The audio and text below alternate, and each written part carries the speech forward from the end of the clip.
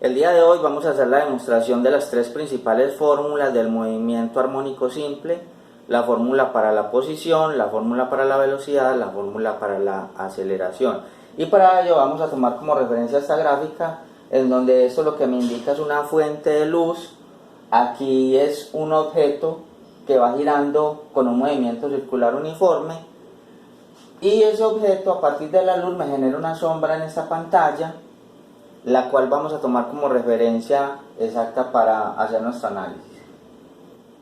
¿Qué ocurre? Por ejemplo, aquí en la posición inicial, en donde se forma un ángulo alfa respecto a este eje de referencia, el objeto me genera una sombra en la pantalla que se simboliza mediante este punto. Vamos a decir que esta es la fase inicial, este angulito. En un determinado momento, después de un tiempo t determinado, ese objeto vamos a suponer que está por aquí,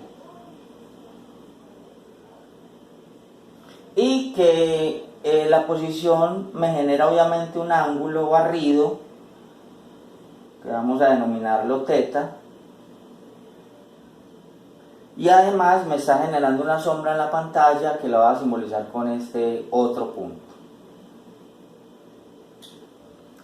La distancia que haya de este punto, que lo voy a denominar punto de equilibrio, como ahorita veremos porque bajo el análisis del movimiento armónico simple, la distancia que hay del punto, de este punto central a este que viene siendo la sombra del objeto, esta distancia la voy a denominar x, sería esta distancia. Cuando el objeto va girando en esta trayectoria, nos damos cuenta que la sombra va a ir oscilando en torno a este punto. Por ejemplo, si el objeto estuviera aquí, entonces la sombra estaría en el extremo de arriba. Pero si el objeto está aquí, pues entonces la sombra estaría en el extremo de abajo. Si el objeto va por acá, iría en el centro, y así sucesivamente. Entonces podemos ver que hay un movimiento oscilatorio en torno a ese que sería el punto de equilibrio. Y además nos damos cuenta de que hay una fuerza aparente que hace que el objeto oscile, y esa fuerza siempre es en sentido contrario al desplazamiento. Si el objeto, por ejemplo, más bien la sombra, si la sombra, por ejemplo, va para arriba, nos damos cuenta que ella va perdiendo velocidad hasta un momento en el cual, o sea, en el extremo de arriba, se queda quieta, y ahí comienza otra vez a bajar, me refiero a la sombra, y coge una mayor velocidad cada vez que pasa el tiempo hasta pasar por este punto, en donde será la velocidad máxima. Podemos ver entonces que aquí se me está generando un movimiento armónico simple. Muy bien, dentro de lo que son las fórmulas del movimiento circular uniforme, tenemos una que vamos a necesitar ahorita, y es la de la velocidad angular, que nos dice que omega es igual, velocidad angular es igual al ángulo sobre el tiempo en que demore en barrer ese ángulo. Vamos a llamarlo entonces omega, y para despejar a θ, que es lo que me interesa ahorita en las fórmulas, voy a pasar esta t que está dividiendo a multiplicar al otro lado. Entonces me quedará que el ángulo θ es igual a omega por este t que nos pasaría a multiplicar.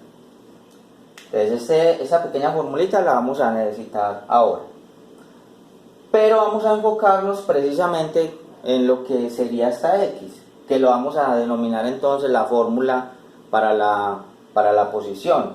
X va a ser entonces la posición. A ver, resulta que esa distancia corresponde precisamente a esa que estoy señalando aquí. Al hacer esta línea roja me doy cuenta de que aquí se me genera un triángulo rectángulo, en donde este sería el cateto opuesto al ángulo de referencia, y esta sería la hipotenusa.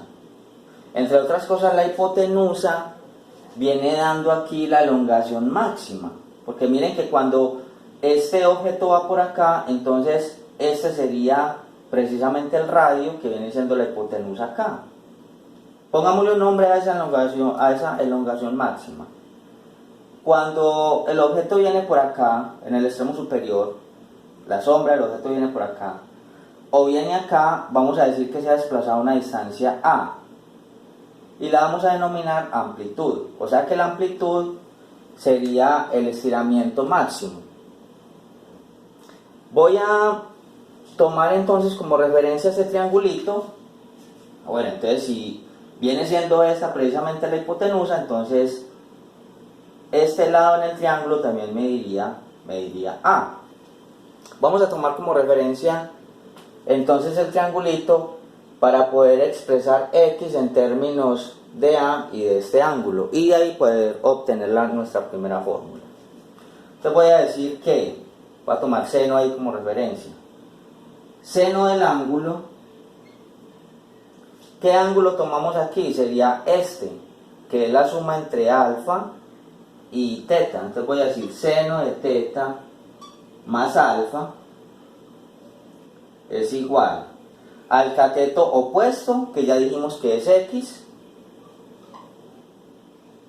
divida la hipotenusa, que viene siendo la A mayúscula o amplitud.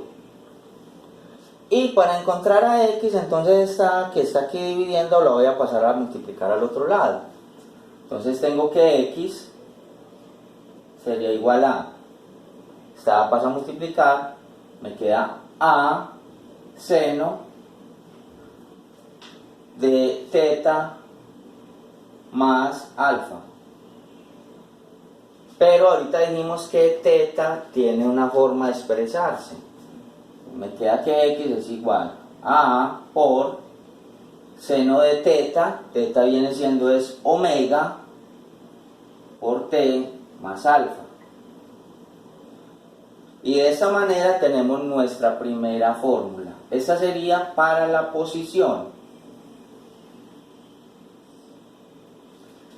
Y a continuación lo que vamos a hacer es utilizar el concepto de derivada para encontrar lo que sería la fórmula de la velocidad y de la aceleración. Para ello vamos a derivar la posición respecto al tiempo para encontrar la velocidad.